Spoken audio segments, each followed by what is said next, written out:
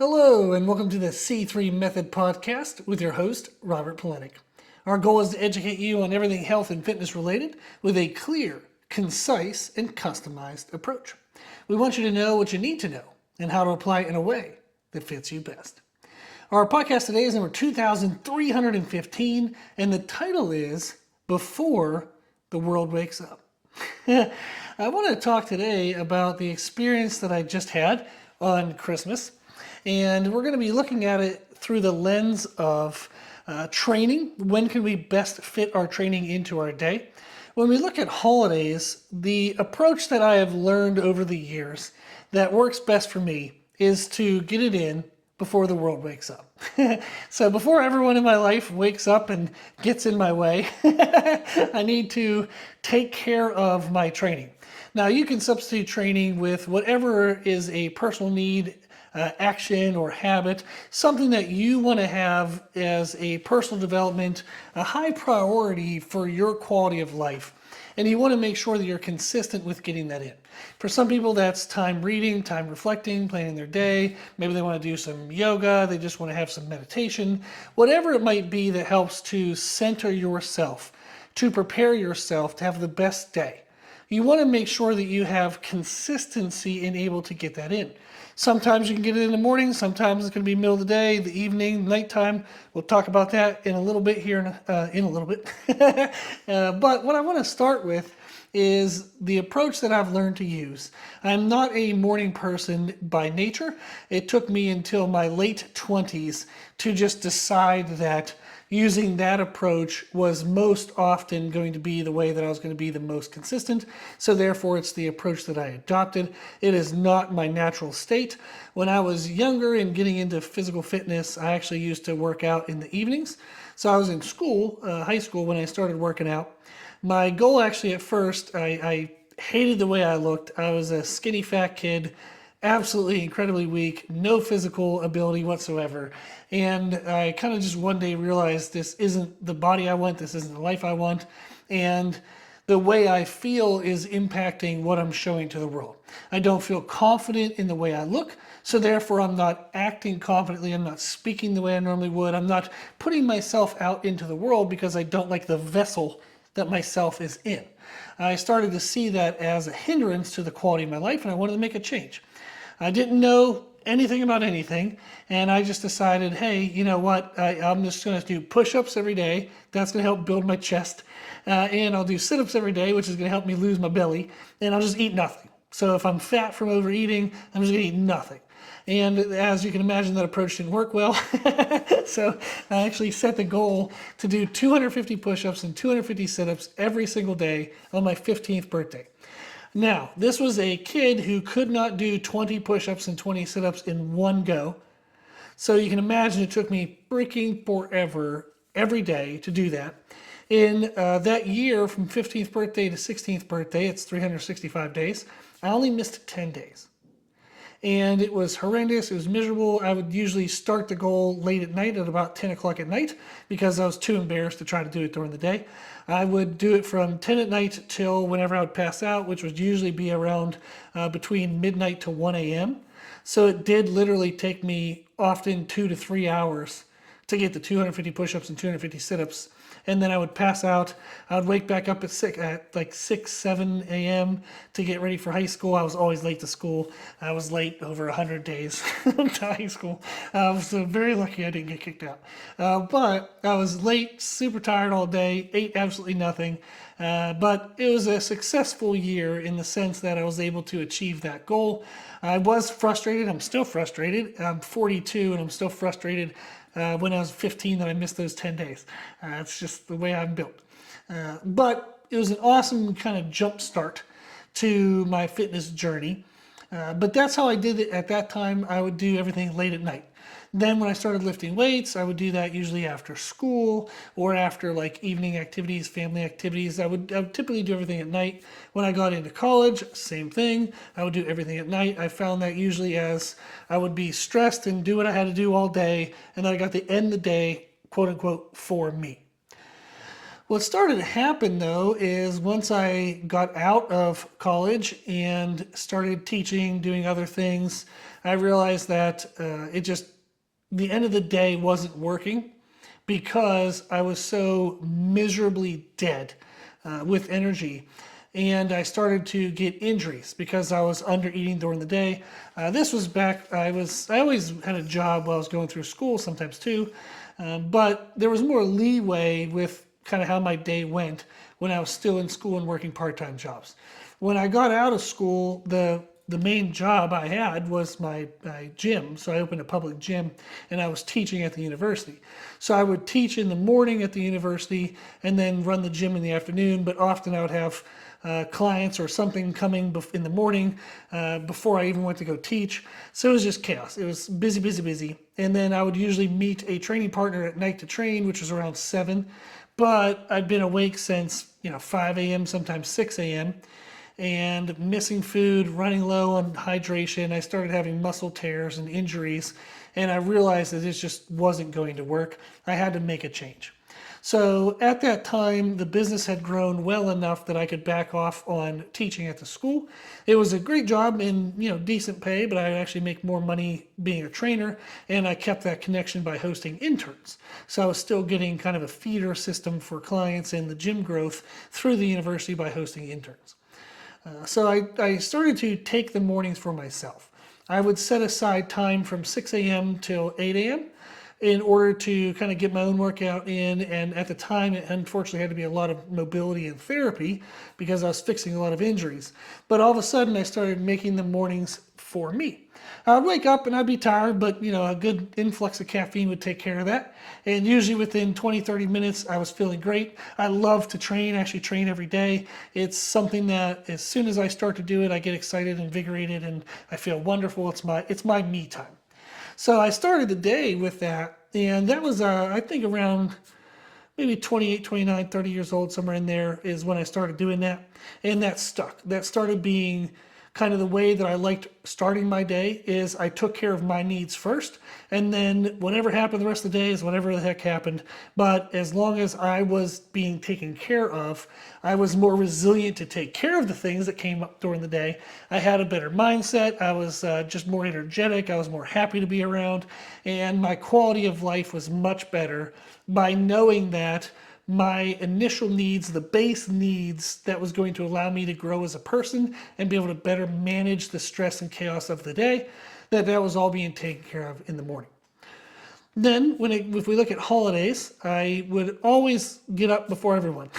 That's kind of the way I do everything. When I used to go visit my brother with my parents up in Rochester, New York, we'd go visit him up there. They would like to get up and have breakfast. They'd usually have breakfast around 9 o'clock.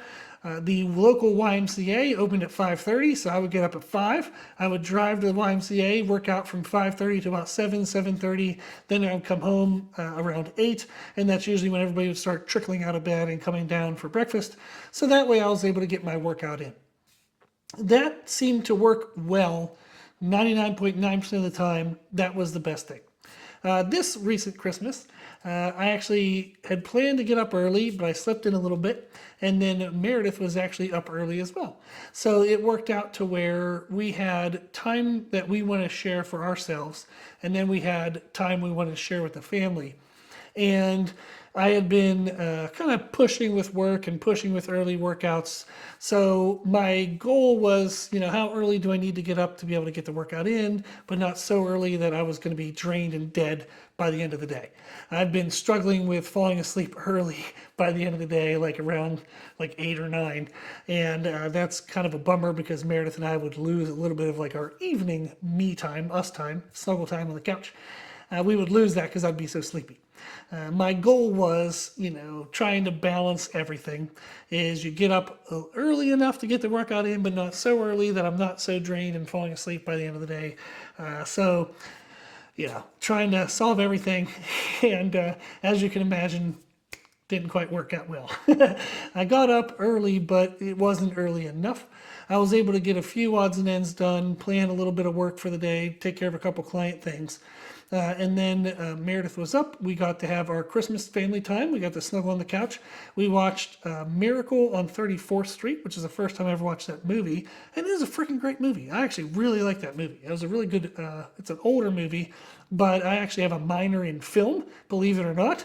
And it was fun to just kind of see the older film, see the way it was filmed, the acting, the writing. It was a really enjoyable, very good movie. We had that time, then we opened gifts between ourselves and our dog Daisy, which was great and wonderful. We then had just time to eat some cookies, chill, and then we went to and did all kind of like the family stuff. Now, what's interesting is usually by getting the workouts in at the beginning of the day before the world wakes up, I then can spend the rest of the day very relaxed because I know what I needed, my most important needs, were met. So the rest of the day, there might be, moments of anxiety, moments of stress, getting this done, that done, but my underlying level of anxiety is non-existent usually if I've had my workout in and I've taken care of my baseline needs. Since I wasn't able to get that workout in, yes, I could have taken Christmas Day off, but I don't like taking days off. I see every day as a potential for me to get better, even if that's just doing, calf raises and abs, or maybe I just want to go for an extra walk. Maybe every, muscles are sore, joints are sore, but I can at least go and maybe I'll double my step count for that day. I like to have every day be something that I did that progressed me forward from the day before. Now, rest and recovery is important. I know that. I give my clients rest and recovery. We're going to look past the fact that I am being hypocritical and slightly psychotic, is that I do like to and feel a need to do something every single day. So far this year, I'm filming this on December, what date is it? December 29th. I've had 4 days where I missed workouts or something, and that was us traveling to Chicago or down to Miami for different business and school things and whatnot. So only 4 days off the whole year, and one of the days I had to come down and actually apologized to our home gym. I'm completely insane. Feel free to judge me. But I told Meredith, I was like, I just feel bad. Like, I've fought my whole life, worked my whole life, got very lucky, very blessed, very grateful for everybody that's been helped me along the way. But I've gotten here through a lot of blood, sweat, and tears to the point where we have a freaking amazing home gym. Our home gym gets confused as being a public gym. Like people will ask on YouTube or Instagram, like, how do they join the gym? And it's like, this is our home gym. That's freaking incredible. It's a blessing. It's amazing. And I don't ever want to take that for granted. I don't want to forget, how important and how significant the journey has been to get here. So I actually, at the end of that day, I made a trip from upstairs. I walked downstairs, turned on the light, looked around the gym, and I actually apologized to the gym for not using it that day. Yes, I am completely crazy, borderline psychological problems. I'm sure somebody could argue that this is excessive and way too much, but it's worked well for me. So I don't know if I really want to change it, even if it's wrong. But that's how serious I take trying to make myself better every day. Whether that's physical health, mental health, emotional health, educationally, I listen to podcasts and books every day, all day. Anyhow, so that's how important it is for me, and that is my usual approach, is to get it in before the world wakes up. However, on Christmas, I wasn't able to do that. So what Meredith and I did was we had transitioned from our time in the morning, just her, I, and Daisy, and we were going to get ready for family time. Well, being a male, I can quote unquote get ready by just putting on jeans and a cleaner t-shirt. So done, pretty easy. And Meredith, she is super efficient. She's not high maintenance at all, but she's going to take a little more time than I would take. Same thing, jeans, clean t-shirt, but you might want to do a little bit of like tinted sunscreen, maybe a little bit of like, zhuzhing up or whatever she got to do for her eyes, make her hair nice, smell pretty, do all that stuff. So it took her longer than it would have taken me. It literally took me 2 minutes, by the way, to get ready. So I was like, okay, I texted her and I was like, hey, I'm going to do a quick circuit of calves and lateral raises. Just text me when you're ready. So my goal then was, okay, by the time she texts, how many rounds of calf raises and shoulders can I get in? So I set up on our hack squat machine, I just face the other way around and it turns into a calf raise machine. So I set up a weight that I could do for about 20 reps with good technique. And then same thing with lateral raises, I just picked a weight I could do for 20 reps with good technique. And I went back and forth, back and forth, back and forth. So it started at like, a set of 20, a set of 20, and then it went to like 18, 18, 16, 16, 14, 14. Then it was just miserable like sets of like 10 to 12. And I just went and went and went and went and went. It was very effective, awesome, loved it. I actually changed my shirt again because I was sweaty enough that I was like, I can't wear this now, so I just got a new shirt. But that was how I kind of snuck it in, was I got it in during a transition. So with all of the things that I've just said, is the advice that I'm going to give on how we can be more consistent with our most important actions, habits, needs, is to two things. Number one, either get it in before the world wakes up. And that is my number one recommendation. However, if that is a struggle for you, if your day starts super early, if people, get up before you get up, or it just doesn't work for you, you're not a morning person, then we have to look for transitions. Now, the key is we need to look for transitions that are extremely consistent, meaning transitions that happen whether we want them to or not. We're not trying to manufacture that transition every day. It's already a transition that exists. So I think back whenever I was teaching at the university, for a year and a half, I think, I had to work out at 5:30 in the morning because my first class was at 8 a.m. And then it was like, okay, I've got back-to-back classes. Then I went to my part-time job. Then I had an afternoon class. Then I had a different job in the evenings. And by the time I would get done with that job, it'd be 9 or 10 at night. And it wasn't going to work to try to then work out. Number one, the gym, the university gym was closed at that time, and that one was free to me, so I'm not going to pay for another gym and go train at 10 o'clock at night till midnight and then try to wake up super early. So what I decided to do was to work out from 5:30 till 7, a little bit of time extra if I need to eat, take a shower, and then teach my class at 8. So I got it in before the world woke up. That would be the idea. However, there was another section whenever I was kind of between the two jobs where my midday opened up. And I was like, well, there's no way in the world I'm getting up at 5 o'clock if I don't need to anymore. So I slept in a little bit. I did my 2 morning classes. I worked out midday. And then I went to my afternoon class and then did my job in the evening. So that was actually a transition where the classes in the morning were consistent. They were going to happen. I didn't have to force that to happen. And then after class, I had a gap. Now, I didn't need to at the time fill it with a job. I was fortunate that I could take a little bit of time between those jobs. And I just said, okay, you know what? This is great. I'm going to come out of that class. I then have like 3 hours till my next class. There's no point in me going home and doing something and coming back. There's no point in me, getting a 2-hour different part-time job that's minimum wage. It's not even enough money to be worthwhile. Why don't I just use that gap now as my training time? So that was a transition that already existed that I could utilize to put in something that was super important for me. Another example, common example, is where people have, a job, 8 to 4, 9 to 5, whatever it might be, and they leave work, and then instead of going directly home, they're going to make a pit stop at the gym or pit stop at the park or wherever the heck they would do some kind of physical activity. Maybe they go schedule a yoga class, whatever it might be. So do that in the transition. You're going to be going from work to home anyhow. But in that transition, schedule something that's going to be time for what's most important for you, whether it's exercise or if you want to take time to go do something else, or just sit in your car and have the peace, or stay at the office and have some peace. Whatever it might be, that's an existing transition time that you're not manufacturing. It's already going to happen. So you can now just put in what you need. Now, sometimes that doesn't work for some people. I had one client where, well, this is not only one, but they might need to get home because maybe they had a dog that was in their crate from 9 to 4, or whatever the hours are, 9 to 5. And they're like, well, I don't want to leave the dog in the crate for even longer than that. So I'll just go home, get the dog out of the crate, do a few odds and ends, and then I'll go to the gym. Yeah, freaking right. That's not going to happen. So usually that was not great because once they got home, they got into home stuff and they were already into that section of the day. The key is between sections. Those transitions is when we need to fit stuff in.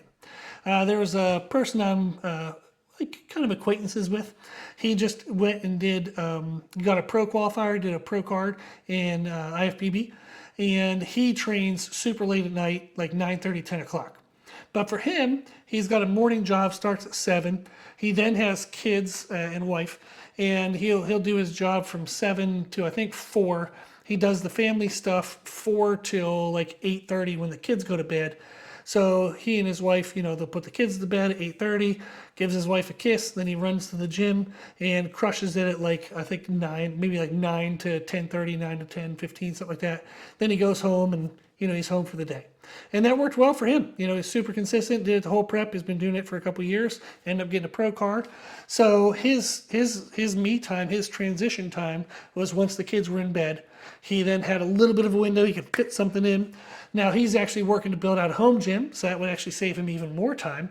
So that way he could actually maybe work out with the kids there, really show them how important it is to be physically healthy, show them what living a balanced, healthy life is like, or they can do the family stuff and then he can do that after the kids are in bed, but he saves the drive time to and from the gym, and maybe his wife can join in now too. So that's super exciting. It's going to open up a lot of possibilities for him.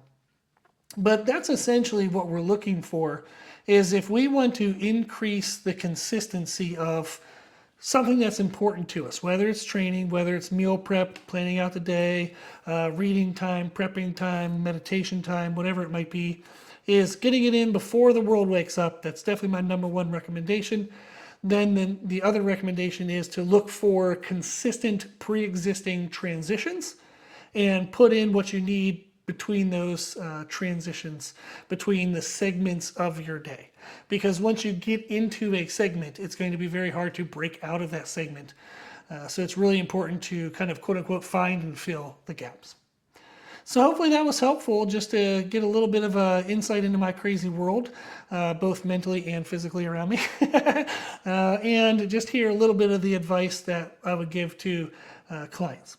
If you're interested in becoming a client, if you want to do kind of find out what that's all about, we do 1-hour consultations right now, and I'll take you through basically we go through a workbook. We go through kind of a workshop on what is your goals, what are the things that are in the way of your goals, how can we find what for you allows you to work through those like friction points.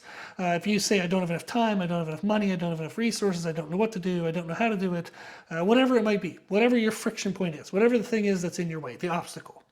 We talk through identifying that, ways we can address that are specific to your needs, your abilities, your resources, blah, blah, blah. We then go through, we create a nutrition plan, training program.